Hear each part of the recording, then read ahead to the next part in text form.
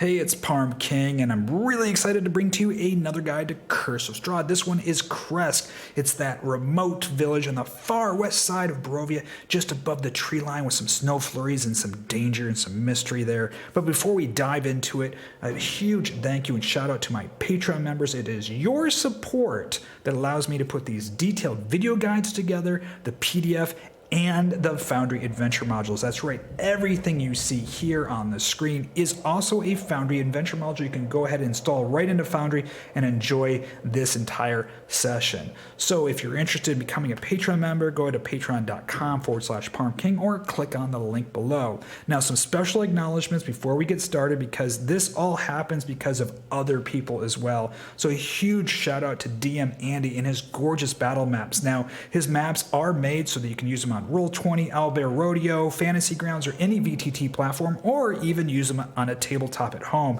If you're interested in the maps that you're going to be seeing here by DM Andy, they're available in grid, non-grid, night, day, weather effects. Check them out on his Patreon page.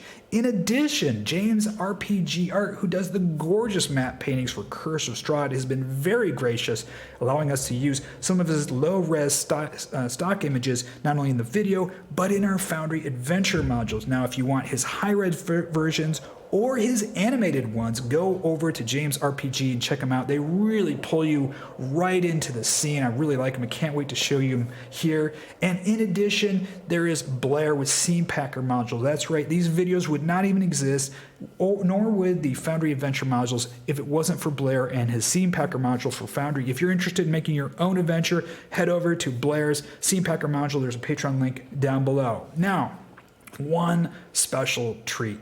If you know Curse of Strahd, if you've been investigating it, if you're running Curse of Strahd, if you're familiar with it, you're familiar with the three big names of fan content, the people that really kind of flushed out Curse of Strahd, made it something super special, and that's obviously Lunch Break Heroes. I'm a big fan and Patreon supporter of his stuff. We used Buster the Bust in our Wizard's Tower, so big shout out to him. Of course, there's Mandy Mod, The Orphanage, and so much content from Mandy Mod on Reddit.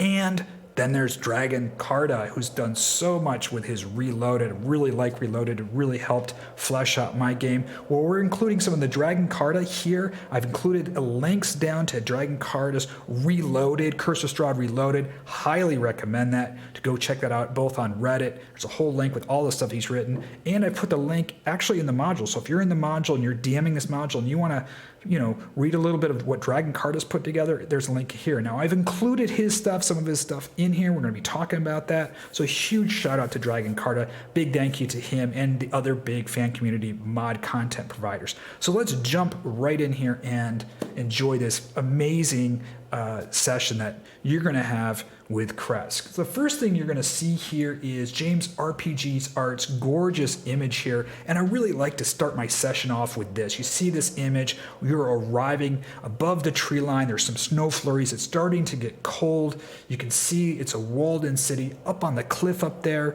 We've got the old abbey up there, there's the switchback road going up there. It's starting to get cold. Now you can go ahead and play Theater of the Mind, use this right away. You don't even need to use a battle map to do the entire beginning of this session. You've got your guards are right up here. We've got some guards along the wall. We've got our archers up here. We can just zoom in. Now I've got them turned off. I'll just turn them off on so you can see them. So I've got some archer tokens here, some guard tokens, and let's talk a little bit about what's going on and a little bit about this place. So this is a self-contained kind of, I see this as a border self-contained walled village, right? It's not like Vallaki. It's not as metropolitan as you can be in Barovia. It's not a city or a town. This is a village, and within the walls of this village, there's orchards, gardens, pigs, goats, chickens. They realize that they are self-sufficient, self-sustained, because outside these walls, it's dangerous. There's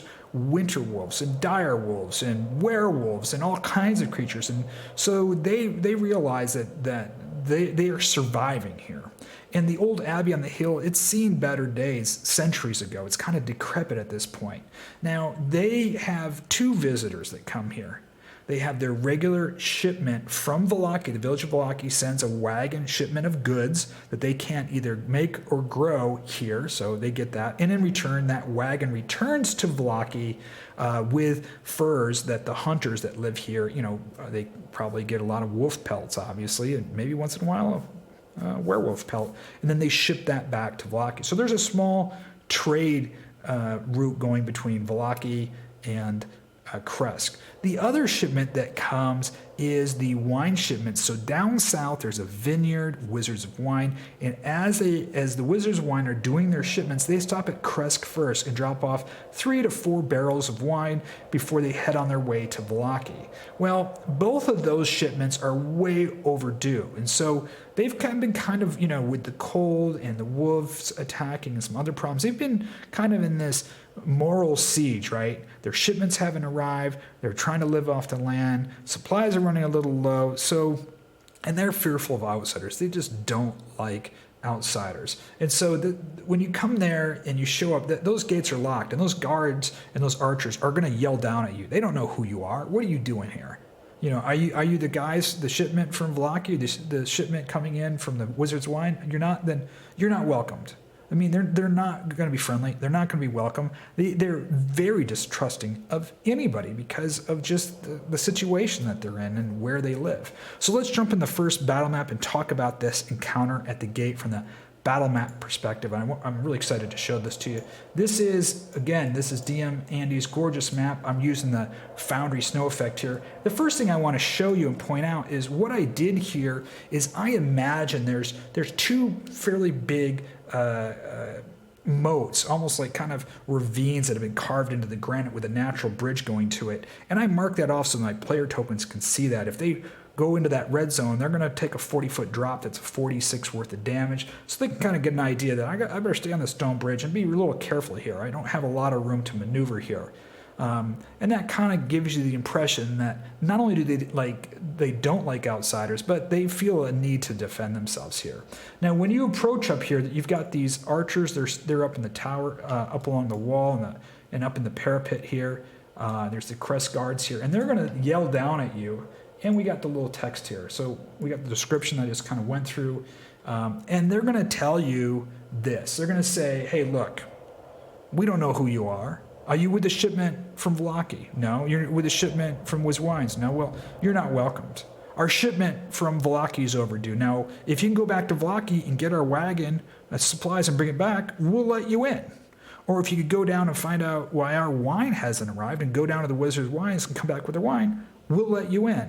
Now, we believe our shipments have been attacked by a werewolf. There's a werewolf that's hunting south of the village. They've already killed a couple of our hunters. They've killed a couple of our soldiers. If you can go and hunt this werewolf and bring back the head of this werewolf named Whiteclaw, we'll let you in. So there's 3 ways to get into this village. Get the supplies from Vallaki, get the wine from the Wizards of Wine, or go kill this werewolf and bring back the head, bring back proof that the werewolf's dead. Now, those are the 3 kind of quest to gain entry in here. I put all of those 3 things in here. But even if you do that, even if you show up with a shipment of wine or a shipment of goods from Vallaki or the winter, they're going to have a test before you can get in. So one of these guards is going to drop down into the snow an iron dagger, and they're going to yell down, cut your palm. Each one of you cut your palm and hold your palm up. We need to see it. Now, what they're doing is, if you cut your palm with an iron blade, and if you're a vampire, it'll regenerate. If you are a ghoul or the undead, you will not bleed any red blood. And if you're a werewolf with an iron blade, you're not going to really be injured. So what they're doing is they don't trust anybody. You could be a vampire trying to get in. You could be a winter wolf. You could be some kind of ghoul or undead. They don't know. They're just petrified. But they need their goods. That's why they're going to open up the door. Either you've proved that you've killed a monster, which is the werewolf, Whiteclaw, which we'll talk about, or you have the stuff they need. That's it. The only way you're going to get in. To get through this gate, you're going to need a siege engine. I mean, it's well barbed. It's 2 huge iron barred wooden doors. You're going to need a siege engine to get in here. So let's talk about once you get in, once you've done one of those 3 things, and we'll talk about the white Whiteclaw werewolf encounter. But let's just talk about the village here. So we've got some buildings here. Now, in Rules of Written, there is nothing in Krezk. And I thought we need to put a couple of things here in Krezk. So there's an inn, there's a little general store, there's the Burgomaster's home, and a couple of houses that you could come up with your own encounters for. So let's talk about where are you going to stay. Where you're going to stay is in Darovich's inn. It's actually Darovich's home. And let's talk about this for a second. And who is this Darovich guy? Now, this is Darovich over here. This is his house. This is him. And Darovich has a large house that he's turned into an inn. He rents it out for weary travelers or people delivering supplies. Every time the person that delivers supply from either the Wizards of Wine or from Vlaki, they come here and stay, and he gets some news in there. Now, Darovich walks with a limp. He has a wooden leg. He lost his leg to a werewolf. A werewolf attacked him.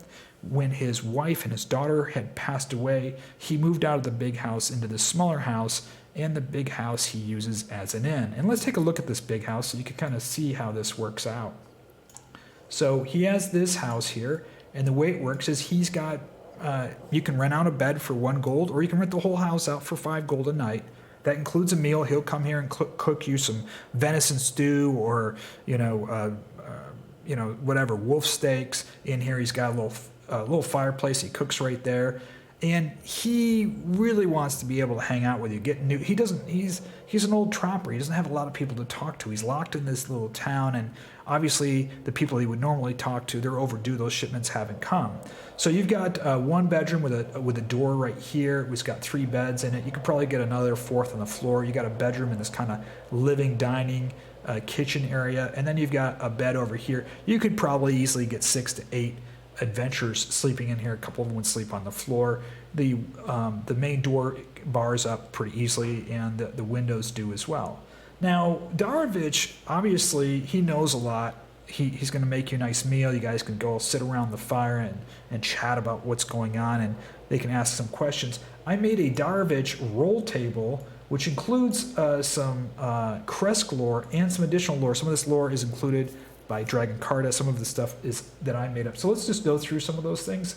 So you can just roll these here, and it'll tell you what he says. And let's just go through some. So the Abbey of Saint Markovia is named after a priest of the Morning Lord who stood up against the devil Strahd.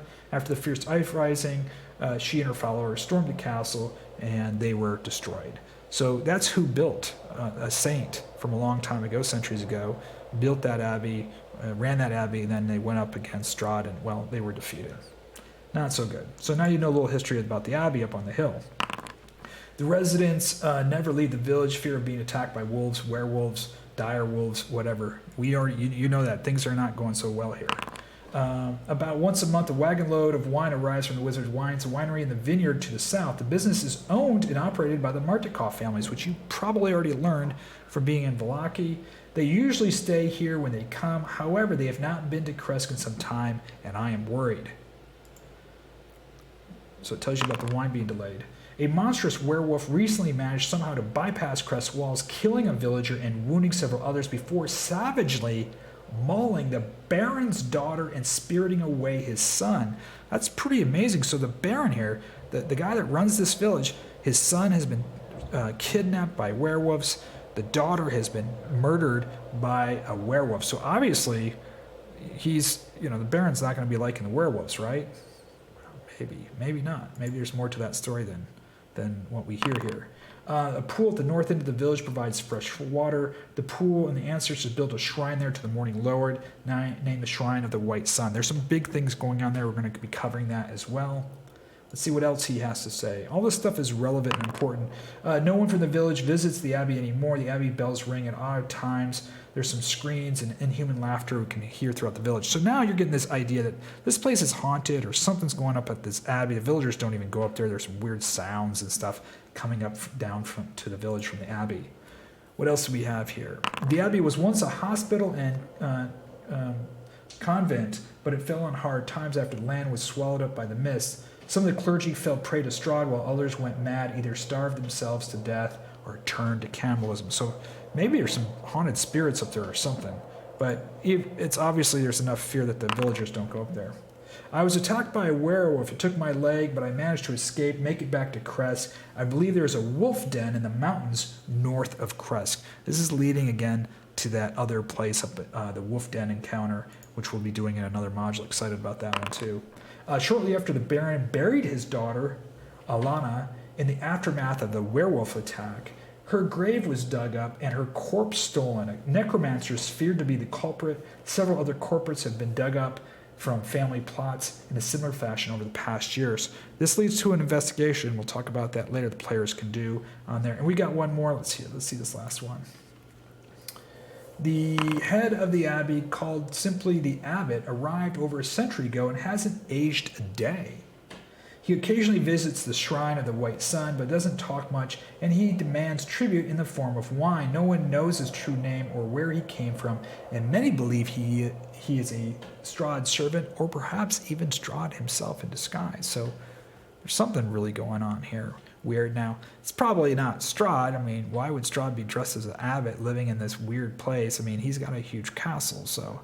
But those are the rumors here. Now, I also have a little quest here with Darovich. It's called the Quest of the Pain of Vengeance. So beyond the roll tables of random stuff he can share with the players, your players can learn more about Krezk and the Abbey and werewolves. He's going to tell you this story. He says, I was a wolf hunter, even hunted werewolves. There are stories of werewolf clan that live in a cave north of Krezk in the mountains. There's an old hunter who lives in a cabin in the mountains. His name is Skinnis, and he told me of the clan and their secret den. I climbed the mountain to hunt and kill these demonic beasts when I was attacked and a werewolf took my leg. I managed to escape and crawl back to Krezk. Not long after, my wife and daughter on their way to Vallaki were killed by werewolves. I suffer a great burden, for I'm not sure if my wife and child were killed because of me, for I had hunted wolves and werewolves all my life, and I'm too old and too weak to hunt them down. I have little to offer you in wealth, but I will share my knowledge of Barovia from my hunting travels, and you are always welcome to stay at no charge. So he wants you to find out, who killed him and take vengeance upon this werewolf that has killed his wife and daughter. He's too old. He's got a bum leg. And so here's the quest rewards. If you decide to do this, there's no money involved, but you're going to get some really cool knowledge. He's going to tell you about the rock. A great bird protects the stone bridge on the way to the Slinka Pass. I know the path to the bird's nest. Some say the nest contains treasure. So he's going to give you a treasure map to the bird's nest at Slinka Pass, and that rock is a huge beast. The Gitrog, a beast haunts the lake Darovich. Some call it the Gitrog. It is a dangerous beast, and some say it can charm creatures to do its bidding. I found a cave entrance to its lair in the north part of the lake. Some say there's a great treasure in the cave. And Darovich will draw the players a map to the cave entrance of the Gitrog in Lake Darovich if they haven't done that quest yet. And then last is there's the snowy mountains of Slinka Pass. There's a creature called the Bloodhorn. It's very dangerous and has large horns. If you're not careful, it will charge the entire band of adventurers, causing great harm. And he'll go into details describing this Bloodhorn creature in Slinka Pass. So this is really good meta knowledge that the players could get from a hunter who knows some of these great beasts here. So while you're not going to get any physical reward, if this knowledge is valuable to the players, it could be, I think it is, it might be worthwhile for them to help him out and take vengeance on these werewolves. So that covers this building here, and there he is. I'll just bring up Darovich really quickly. You can take a look at him. He's a hunter. He's got a light crossbow, hand axe, some studded leather armor. But again, he walks with a limp. His dexterity is pretty low because of that. And there he is there. So that's Darovich and his place. Let's go over to the general store, and the general store is next.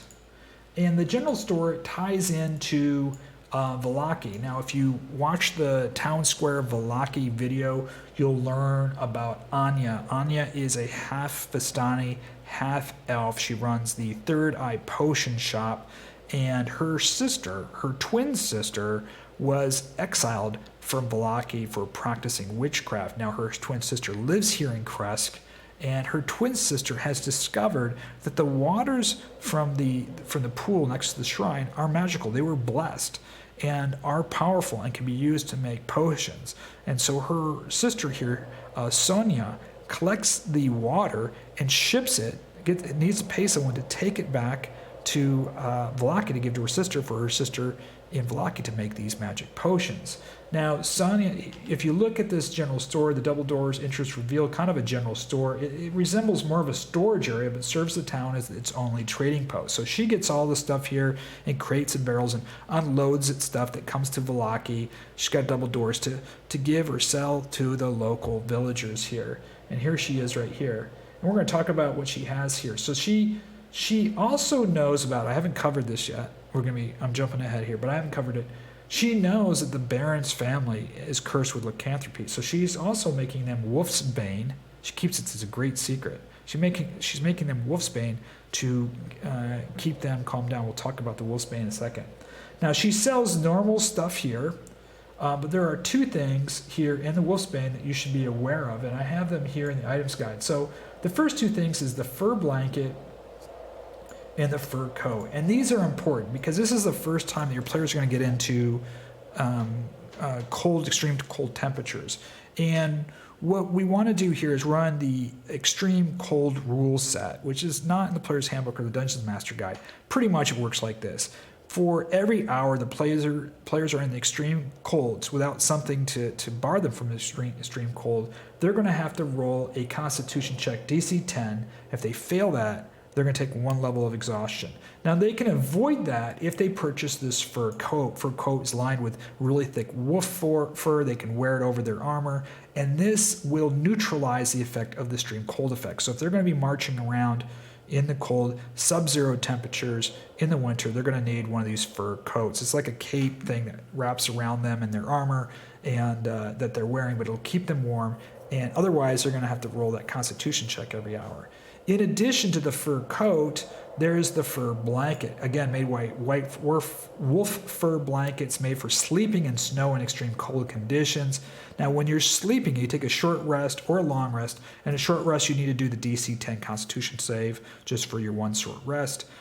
If you don't have this blanket, and if you don't have this blanket doing a long rest, you need to make 6 DC 10 checks. And for each one you fail while you're trying to sleep through the night, you're going to suffer a level of exhaustion. So if you are planning to go to the wolf den or go up in the mountains where it's snowing, you definitely want to have a fur blanket, one per each player, so that they can sleep without having to roll these Constitution checks to see if they're going to get frostbite or going to get cold or suffer exhaustion, or the wolf cape fur coat here that's going to protect them as they're traveling in cold conditions. So this is a place where you can buy both of those here, is the fur blanket and the fur coat. The other thing that she sells here is Wolf's Bane. She makes it. She's an herbalist.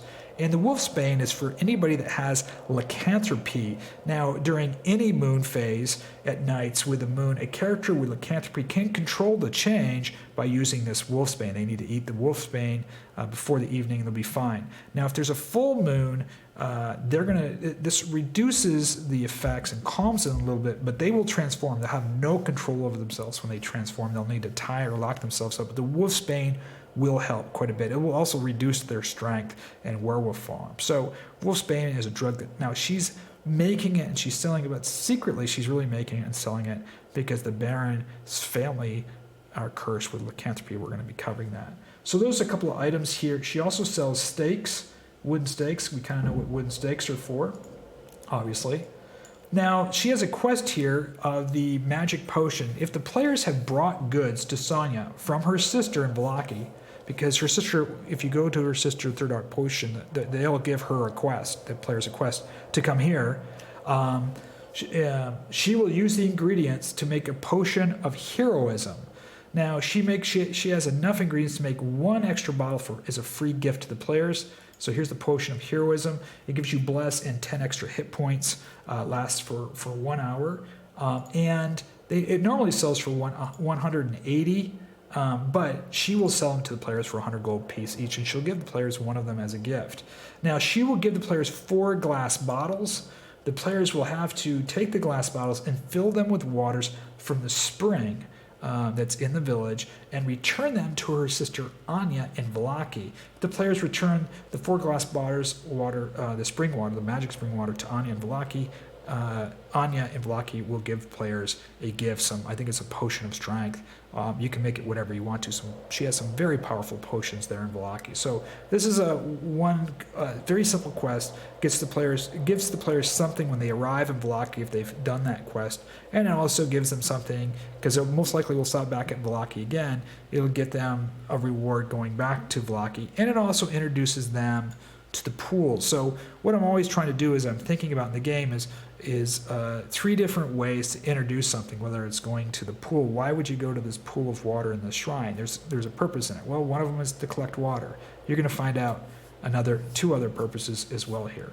Now, she will trust the players. If the players have brought her stuff from her sister, she'll trust the players, and she's going to tell the players these 4 secrets.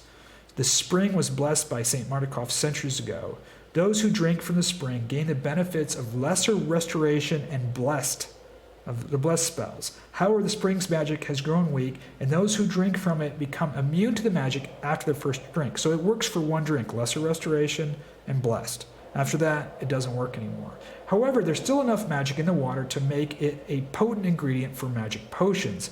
I use the magic waters to make the potion of heroism, but my sister Anya is more experienced an alchemist and uses the magic waters in the ingredients of many of her potions, including one of her most sought-after potions, the Filter of Love. Now, this love potion is important to bring up here because the love potion is going to be something the abbot will need in the abbey. So when we do that abbey module, this is like you're dropping a clue here of where the players are going to get this love potion. Well, she's going to tell you, and the players might remember taking notes. This is secrets, right?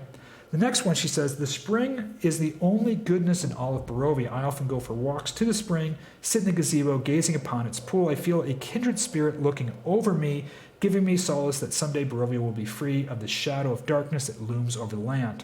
So she's referring to some spirit, something's good there.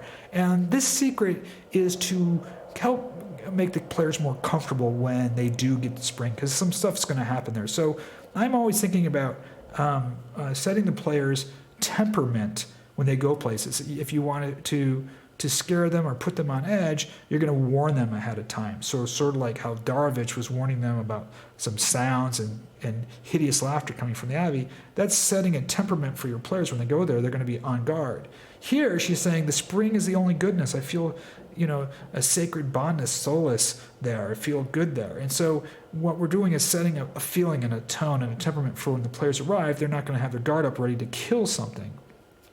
The next thing she's going to say is, there's a strange aura in the Abbey on the hill. It was once a place of solitude, safety, and healing, but I fear something has changed. I met the abbot once when I first arrived. The abbot seems to be from another time or world. His presence is unusual. I feel he lives by his own ambiguous values, and while friendly, seems there is a darkness that dwells within him.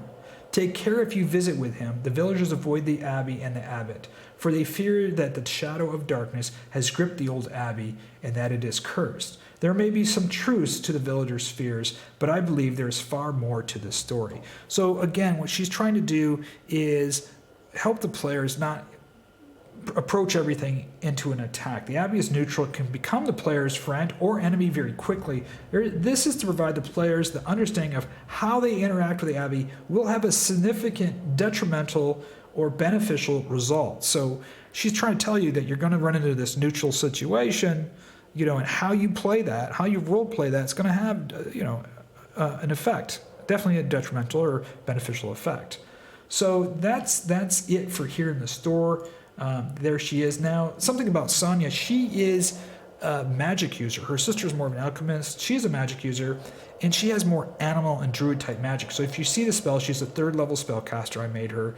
A lot of this stuff is kind of animal, druid craft, speak with animal, purify drink and water, bark skin, calm emotions, animal message, locate animals and plants. Stuff for her as an herbalist. She's an herbalist by trade, but she's also a magic user here. So this has all these kinds of things that would align with her, that's into plants and animals and herbalist, kind of druidic in nature. Those are the things about here. So let's go to the Burgomaster's home. Now we got some other homes here. We've got 1, 2, 3 other homes. I do have some villagers in here, male and female villagers. I know rules is written one of the female villagers gives birth to one of the childs without a soul. If you want to run that, I've got this nice, house here, and you've got this female Krezk villager that can give birth. If you want to run that special event in there, and I have all the special events listed that you can go ahead and check it out. But now we're going to talk about the Burgomaster's place, and I think it's important that we give you a little background about the Krezk, the family, the Krezkov family. Now the Krezkov family line, there he is right here. I'll bring him up. There's Dmitri. He's the Baron, the Burgomaster of the place, and there is his wife. So I have them both up here. Now, this is by DragnaCarta. There's a link right up here to DragnaCarta's Reloaded. And the Krezk Burgomaster and the Baron are secretly part of a werewolf clan. They were first infected with lycanthropy some time ago, and they were, one of their ancestors were bitten, and now the family's cursed. They're all werewolves, but they don't want to be werewolves. They're trying to they kind of control it. They feel that they have a responsibility to run this village. Now, nobody in the village, no one knows they're werewolf. If they did, the village would go nuts. The only one that knows that they're a werewolf is Sonya, and she came from Vlaki. She was kicked out of Vlaki for being a witch, and they secretly, when she came here, they let her come in because they knew she was accused of being a witch. So she must have some knowledge in herbalism or magic or whatever. Maybe she could help them with their lycanthropy. And what she's found is this wolfsbane I've been making helps them control their lycanthropy. So she brews wolfsbane. They use this wolfsbane to calm their emotions during the full moon. They, an only child, it talks about a little bit about their marriage. Now, in the cellar, and I'm going to show you the cellar, there's a secret door in the cellar where they, on a full moon, chain themselves up. They take the wolfsbane, chain them up, because they will not be able to control themselves. They will turn into werewolves. And if they don't control themselves, they'll go out there and just start, eating and killing, and they don't want to do that, obviously. Now, so I'll show you that. In fact, I'll bring that up right here. We can take a look at that. So here's the second floor.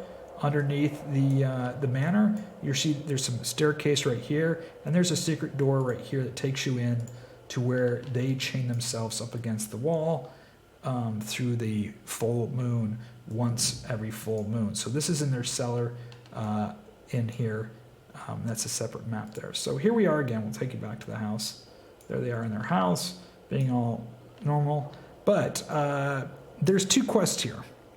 First of all, you've heard when they talked to Darovich, Darovich said that there was a wolf attack. And really what happened is that when they were all tied up downstairs, taking their wolfbane for the full moon, the kid became a little cocky. He didn't tie himself up, and he was able to escape his restraints, breaking out of the cellar, running wild throughout the village. He just went on a full rampage, and he killed his young sister, his young sibling, when she was outside, and killed another townfolk, and then he managed to escape.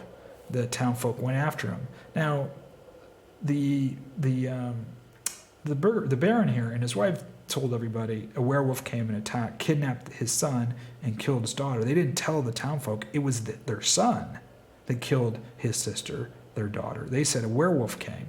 So the players can be on a quest to find the werewolf. Now he is if the players track him, they're going to track all the way up to the werewolf den. He is with the werewolf den in the north. Now that's a separate module, but that's where he is.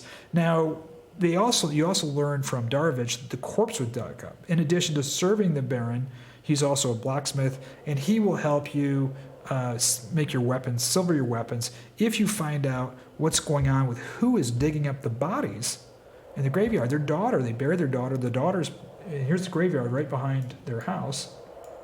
Look at the daughter was buried here, and the daughter was dug up, and someone's digging up the bodies of the graveyard.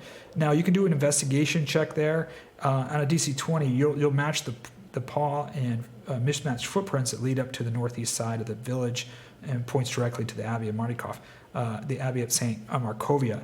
It is the mongrel folk who are stealing the bodies here and taking them up to the Abbey, and you're going to find out. The Abbot's building a construct, a flesh golem up there, and they're stealing body parts from the graveyard down here. So that's another way to lead you up to the Abbey. Now, if the players figure out that they are werewolves.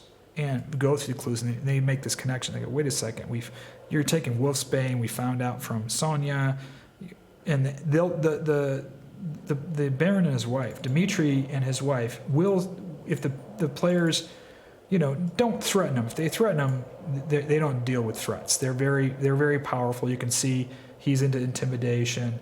She's into deception. They're not going to handle threats. But if you do catch them in this lie, and they're going to be fearful that the town knows, and they're going to say, look, you got to keep this a secret. We have never harmed any town folks. We don't want to be cursed with this. We're asking Anya to help us. We're chaining ourselves in the basement. It's our son who do this. Please go find our son and find out who's digging up and taking the bodies, and especially our daughter's body. You must keep this a secret. They'll plead with him. In fact, Dmitri will silver their weapons for free and share everything with them. But this is their greatest secret. Again, Sonya is the only one that knows about this secret here. So that's what's going on at the Burgomaster's place. Now we're going to jump over to the shrine here and talk about the shrine. Now, this is another gorgeous matte painting by James RPG Art. I actually made a special little musical scene here for this, so let me get that going here. Let me see, here we go. There we go. So when they get here, they hear this kind of angelic music, and we have Sergei, and I've kind of lit him up a little bit here, so let's fire him up. There's Sergei. This is Strahd's brother. And there's two major things kind of coming to a head here. And let's talk about that for a second. So, there's this pool, and there's this old kind of run-down looking gazebo. There's a statue of the Morning Lord there. It is the gazebo of the White Sun. Now, if the players have, Ireena's going to be drawn to this pool. She's going to be, when you're playing Ireena as the game master, she's going to have this need or desire to go here. When she comes here, Sergei is going to appear. Also, if the players have found the Sun Blade, okay, and I'll talk about that, in their dreams, they're going to be told to also come here, and we'll cover that as well. So the players are going to be drawn here. The players have been told to come here to do the quest with the glass vials to get the water to take back to Vallaki, but Ireena's going to be drawn here. And if the players have found the Sunblade, they're going to be drawn here too. So there's three forces drawing the players here. Now let's talk about the blessed pool. The pool's fed by an underground spring. It was blessed centuries ago by Saint Markovia. The waters defy corruption. Anyone who drinks from it for the first time will receive the lesser restoration spell and blessed. And this is the same place where you're going to get that water from the general store. Sonya's going to ask you to collect the water from here. Now, Sergei's spirit arrives, rules as written, and if Ireena is there with them, he is going to be thankful that Tatyana stays. Remember, Tatyana has been born, her soul's been born into Ireena, and that's why Strahd's after Ireena. Strahd sees Ireena physically looking like Tatyana, but it's really Tatyana's soul in there. And since Sergei, this is Strahd's brother here that's materialized, since Strahd's brother has materialized here, right? And it's his lost love. It's Tatyana and Sergei's lost love. Now, what two things are going to happen? Either Sergei's going to say, "Please join me. This is the only safe place in Barovia for your soul. Strahd can't get you. He can't get me here." And he is going to ask Tatyana to join him, Tatyana's soul to join him. Now, I put two options on how if you want to play this out, because the soul will leave Ireena and join into the pool and into the ethereal plane and Sergei, and they will be locked in this plane, in this magical area away from Strahd. But what happens to Ireena's body? Well, I have two options here. Ireena becomes one of the soulless Barovians. She has a fractured memory. She kind of wakes up. She remembers living in the village of Barovia and her father and her brother there. She doesn't know where she is. She wants to return to her normal life. But the good news is Strahd's no longer after her. Strahd knows that the soul of Tatyana is gone. So she's safe. And Ireena can go her own way, and if you want to escort her back to Vallaki or to the village of Barovia, you can. But she's now not the same Ireena that the players knew. They really got to know Tatyana. The soul of Tatyana is really who they knew. Ireena kind of remembers what happens, but she seems like she was kind of watching herself having an out-of-body experience. Now, the second option is that Ireena walks out into the water to join Sergei, and she disappears never to be seen again, and the players knows that she's safe and she's in a better place. So those are two options that you can run if Tatyana decides to join her. Now, you can run what I call a free will option. So if you're playing Ireena as the Dungeon Master, you can roll a Charisma save 15 on a failure. She just agrees, Tatyana agrees for the soul to join. You run one of those two options. If she succeeds, Ireena maintains her free will, and you can decide, along with the players, if Ireena remains and Tatyana doesn't join. Right, now, if the PCs have given Ireena a reason to stay with them, maybe they treated her kindly, maybe Ireena has enough willpower that she wants to stay, or maybe, just depending on how you're role-playing this, if she wants to stay with the party, this is a really good time to solidify Ireena as part of the permanent party at this point. At this point, I imagine Ireena's now going to be a member of your party fighting alongside. Now, one of the things that you can do at this point, if the players decide to keep her in the party as an NPC, when you do your combat encounters, every combat encounter, you can let one player play her turn during one combat encounter. So maybe it's your paladin. Say, hey, this turn, Mr. Paladin, you're gonna run Ireena's in combat, and give him permission to run, play as Ireena in combat. And then each different combat encounter, you can rotate and allow each player have the experience of playing as Ireena in combat. And then when you're not in combat, you as the DM just can move her or play her. Usually when I'm playing NPCs, I roll a lot. Would they do this? Would they not do that? I should roll an intelligence check or a wisdom save or a dexterity save or a strength check to determine if they can or can't do certain things, and really let the players drive the narrative of the story.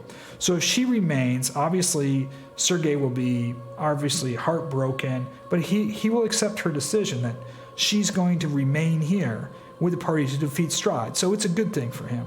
And he says that if you want to know about who you are, your past, your true identity, who Tatyana was, you should go to the monument in the ruins of Brez and lay your hands upon the epitaph there, and you will see the history of Tatyana and the souls that have embodied the people at Strahd, over the years since Tatyana. So that gives you a reason to go to Brez. It gives you a reason to go to the monument. That also ties into the Fae quest, which will be a separate thing that we'll be covering. So let's jump down to the Sunsword.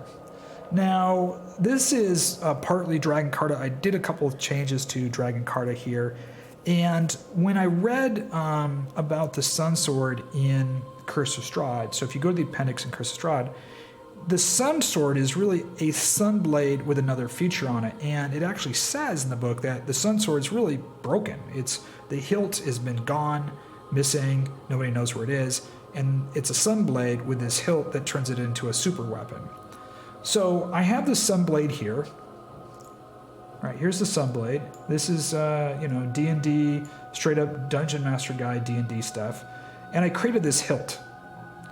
And I decided that the hilt should be hid because they mentioned Kazan, the wizard Kazan.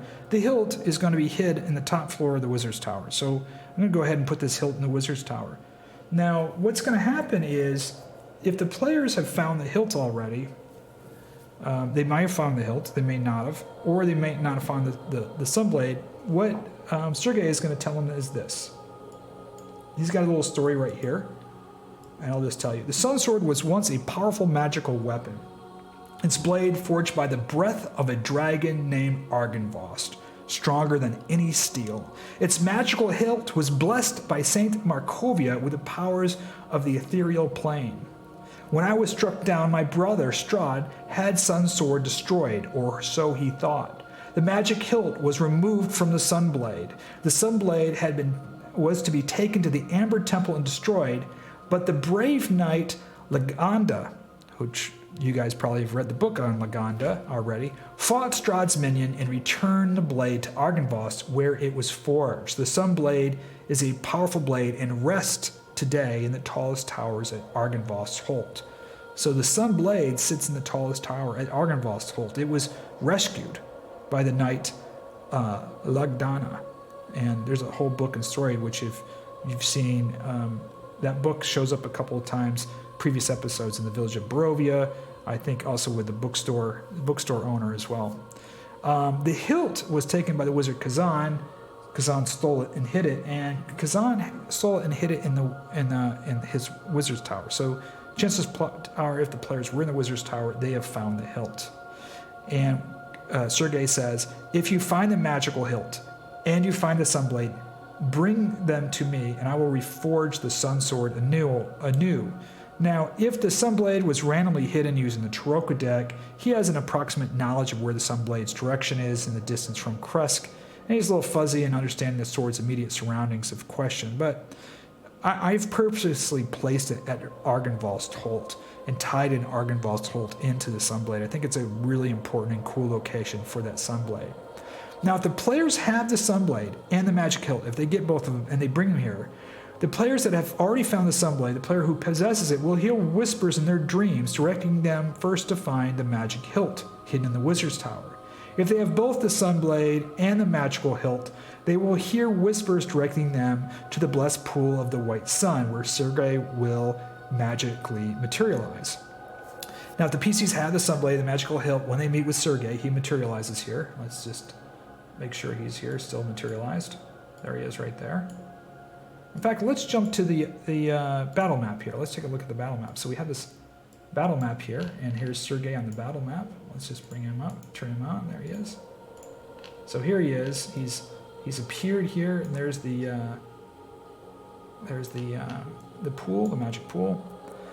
So if the players have the magic blade, he materializes.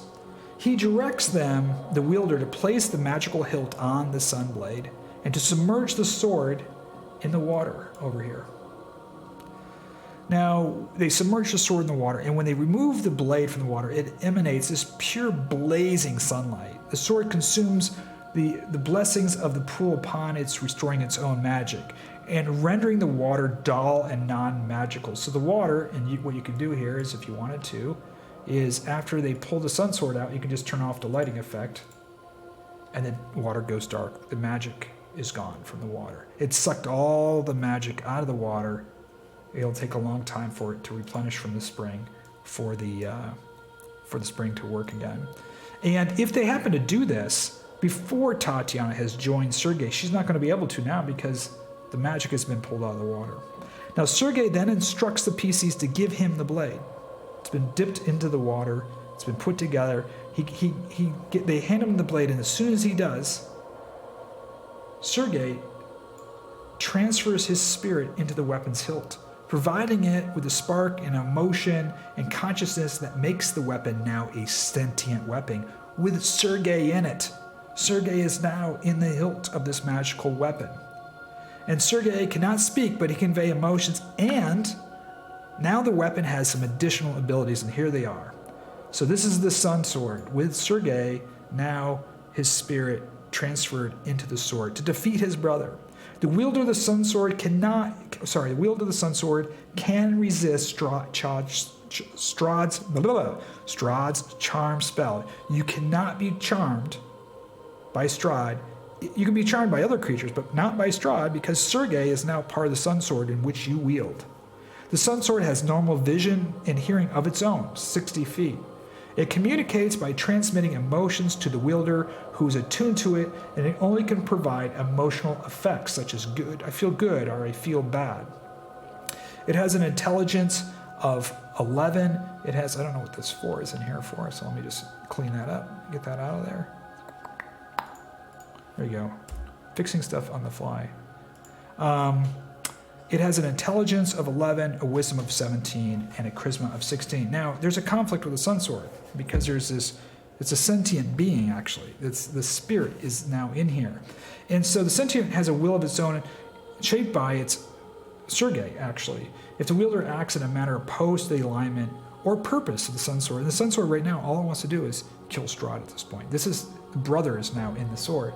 The item insists on being carried and worn at all times. It demands that the wielder dispose of anything item that it finds repugnant, that doesn't align with itself. The item demands the wielder pursue its item's goals to the exclusion of all other goals. So if you have this Sunsword, it's the Sunsword now, not the Sun Blade, Sun Sword with the magic hilt and Sergei in it, you're going to have a difficult time in the Amber Temple if you're going to be trying to take on some dark gifts. Just saying, some of that Sergei is going to say, hey, this Amber Temple, this is where Strahd got his evil power. So there's going to be some interesting conflict to think about there. And it demands to be given, the item demands to be given to someone else. If you stop aligning, it'll detune itself from you if you start breaking it. So if you have a bad relationship, the Sunsword will demand for it to be given to somebody else. Now, if the wielder refuses to comply with any of the things the items wishes, the wielder must make a charisma saving throw, DC 12 plus the item's charisma modifier, which is 16. It has a 16 charisma. On a failed save, the wielder is charmed by the item for 1d12 hours. So it's going to demand these things. And if you don't do those things, then you have to make a charisma saving throw. Otherwise, you're just going to have to do what the Sunsword says. So you're going to get some powerful stuff. You're going to be immune to Strahd's charm. The sword has its own vision. But, you got to think about, is it worth it or not? Now, I have the Sunsword. I created all these things in here. Here's the Sun Blade. Here's the hilt. And we have them put together into the Sunsword. So the Sunsword is these two items put together, and you have the Sunsword here. There it is, with all the information on the Sunsword, including the conflict and all the stats here. I mean, this thing is just, it's a beast. It's a 1d, it's got versatile damage 1d10 plus your mod plus 2, plus the other 1d8 worth of additional bonus, plus 2 damage attack. I mean, this is just a super weapon. Especially Strahd will not like this weapon. So that is pretty much it. We have visited the magic pool, Sergei. We know the story arc with Ireena, whether she stays with the party. This is, some things to think about, her staying with the party, or whether her spirit joins Sergei. Tatyana's spirit joins with Sergei. We saw some stuff in the village here. We've got a new inn in the village up here with Darovich. We've got the store that ties back into Blocky. Oh, and the last thing we did not cover, we got to cover this, is the hunt for the Whiteclaw. So the Whiteclaw, almost forgot this big hunt with the Whiteclaw. So let's talk about this. We've got Whiteclaw here. There she is. And Whiteclaw is a beast. And very, very dangerous. It has pack tactics as well. Whiteclaw does. So it's an unusual beast. Whiteclaw is a werewolf that was exiled from the wolf den for defending her mate. Now, Whiteclaw's mate is Skinnis. This is crazy because Darovich told you there's an old man living up the mountains in a cabin who told him about the werewolves named Skinnis. Skinnis is a werewolf living in a cabin. Skinnis is Whiteclaw's mate. Whiteclaw, you're going to find out Whiteclaw is actually is Krezkov's aunt, is the clan, the Baron, the Burgomaster's family. It's his aunt, and she was kicked out of the village because when she turned into a werewolf, she didn't agree with running the werewolf. She thought, hey, we should enslave these people. They should be our food. What are we doing protecting them? So she kind of broke with the family. She went full rogue. She was exiled from the family. She found the werewolf den up north, joined the clan there, fell in love with Skinnis, that became her mate. But Skinnis challenged the leader there and saying, hey, we shouldn't be kidnapping kids. But Skinnis was old, and so she, Whiteclaw, defended Skinnis and was defeated by Carol, and she was exiled, banished from the wolf den. She's banished from her family in Krezk. Now she's banished from the wolf den up there. And Skinnis doesn't want to be a werewolf. He wants to be left alone. He's kind of this guy. He's old. He doesn't like what the wolf den is doing. He loves his mate. He loves Whiteclaw, but he sees her passion, her uncontrolled lust in being a werewolf. He goes off and lives by himself in this cabin. He would like to see the werewolves probably all die. He's done. So she's now hunting. She's got 4 dire wolves, and she hunts down the south, and she is viciously killing. I mean, viciously targeting any hunters, any trappers, anybody, and killing them. She has all this hatred that is swollen up in her. Her family has kicked her out of Krezk. The werewolf den has exiled her for defending her mate. And so she's done. She too is done. But this couple, Skinnis and Whiteclaw, have gone separate ways. Her mate, Skinnis, has sought a kind of peaceful resolution in his life to isolate himself up in the mountains. She has ventured down the road of just, full onslaught, full carnage, and she's just ripping apart any human hunter that ventures out of the walls of Krezk. She'll slaughter them. And so if the players do get to her and they find her, right, she won't immediately attack, right? She can talk to them. She's so confident in her abilities, and she has, 4 dire wolves with her. She can feel she can take on anything. And she has. She's just a ruthless killing machine. So if they speak to her about Dmitri, her nephew in the town, or they talk to her about the pack and about Carol in the pack, she has clear disdain for them. She hates them. Both of these people represent her being exiled. Now, she tells them about the curse. If the players don't know, she's gonna say, yeah, Dmitri and my family, they kicked me out. Guess what? They're all werewolves too, but they're eating this damn wolfbane, locking themselves in the basement. Right? They're denying who they truly are. That's what she believes. And Carol, they're into kidnapping children. They're not even living the life of true werewolves. Kidnapping children. Her and her mate just look at that as like, that's pathetic. Kidnapping children. That's kind of sad. So she has a problem with that. It's exiled there. Now, if she does have, I put some other things in here. I added some other things I thought it was important for her to share before this turns into a full rogue combat, because chances are it's going to go full rogue combat. It's going to get to a point where she's going to either tell him to leave or she's going to kill him. I mean, that's how I see her playing this. It's this moment that she has. She's older now. She's quite a bit older. It's a moment that she has where she's able to communicate with somebody, because she hasn't. She has these wolves. She doesn't even have any other werewolves she hangs out with. So when the party approaches her, she feels there's this part of her humanity left to communicate with them, find out what they want. And if they are like everyone else she's met in her life, kind of this with hatred towards werewolves, then she's going to just go full throttle on them. So she's going to share with them. She is one that she attacked. One hunter did get away from her. She tore off this guy's leg years ago. That's Darovich, by the way. So she's the one that tore off his leg when he was hunting werewolves. He was hunting like her. She was a member of the wolf pack then, from the wolf den.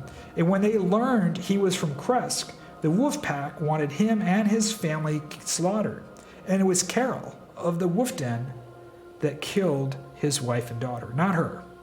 She said, I'm done with this, killing these kids and kidnapping kids. There's one thing, she likes the thrill of the hunt. There's a hunter out there, she's going to kill the hunter. But she's not going after just children or kidnapping children. She just finds that, it's not even sport. For her, there's got to be some sport to it, if you know what I mean. So she's going to share with the party that it was Carol that killed Darovich's wife and daughter as retribution for trying to hunt them, even though it was her that ripped off his leg. Her mate, the other werewolf, Skinnis refused to kidnap children, and Carol banished him from the pack. It was Skinnis is too old, did not challenge Carol, and Whiteclaw did. And when Whiteclaw did, she lost, and Carol banished her from the pack as well. Now, Skinnis wishes to not be a werewolf. He wants to live alone in the mountains and she has not seen him, Skinnis, for years. She knows where his cabin is, but she hasn't seen him for years. So, you know, if you want to role play this where maybe the player's trying to convince her, you should go see your mate. He's missing you. He's alone. You know, maybe there's some way you can bond them together. Who knows? Last but not least, she hunts and kills those who hunt wolves and werewolves. She's killed with hatred for the hunters of Krezk. Her family has shunned her. She has hatred for the mate who's abandoned her and the wolf pack that's exiled her. So she's filled with rage and hate. But she does have some limited control. She's just not going to randomly kill kids. Now, she has no idea, by the way, that her great nephew, the boy, had turned into a werewolf and killed his sister and ran away. But she did hear that the wolf pack, Carol's wolf pack up north, did recently pick up a young stray. So that boy probably found his way to the wolf pack. That's why he's at the wolf den. So this is Whiteclaw here, and pretty ruthless. It does have pack tactics, and the pack tactics work with the dire wolves. So she has 4 dire wolves with pack tactics, multi-attack, spear in human form. So she's kind of a big intimidation, big on perception. This is a special big bad werewolf, and this is one of the family members of the Baron. This is the one that went rogue. I also have in here is the boy, that Krezkov, who's a werewolf. I've lowered his stats a little bit. So here he is as the boy werewolf. He's got low intelligence, low wisdom, but he's a little bit on strength and dexterity. He's not a super powerful werewolf. He's still kind of a kid. But he is now, I threw him in here in case you want to run something in the woods or hunting him down. He hasn't made it to the wolf down or what, so he's still in here as well. So that's it. We've got all these new characters. We've got these new items, the fur blanket, fur coat, the wolf's bane, building the sword with the sun blade as well as the hilt. All the rule tables in here with Darovich and everything you need to enjoy your time in Krezk. I really hope you enjoyed this video as much as I enjoyed putting all of this together and putting all this content together. Again, huge shout out to DragnaCarta and my Patreon supporters, really making this special. There's so much great stuff in here. If you do like this video, please give me a thumbs up, like it, and if you want to see more of this, subscribe so I can let you know, hit the bell icon so I can let you know when I'm pushing out another guide to Curse of Strahd. Until next time, this is Parm King signing off, and may all your rolls be critically successful.